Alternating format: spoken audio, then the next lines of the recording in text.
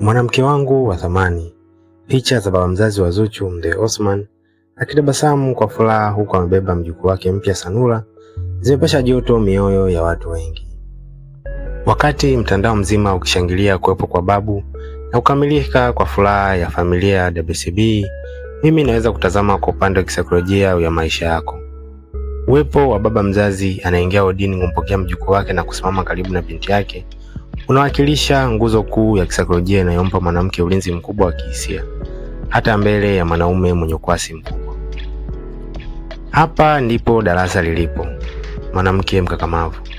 Kisaikolojia kuna kitu kinaitwa the father's shield, yaani ngao ya baba. Kazi ya kwanza ya baba au mlezi wa kiume kwenye maisha ya binti sio tu kumpa mahitaji, ni kuweka kiwango cha jinsi binti yake anapopaswa kuheshimiwa na wanaume wengine. Mwanaume yeyote anapoona binti ana baba anemjali, anajitokeza na anayesimamia mipaka yake, mwanaume huyo analazimika kuwa makini mno. Hawezi kumfanyia dharau au kumnunua kwa fedha kirahisi, kwa sababu anajua kuna mamlaka ya kiume inayomlinda binti huyo nyuma yake. Kanuni ya kukumbuka ni hii: mwanaume anayekupa heshima ya kweli anaheshimu kwanza ngao iliyokulea.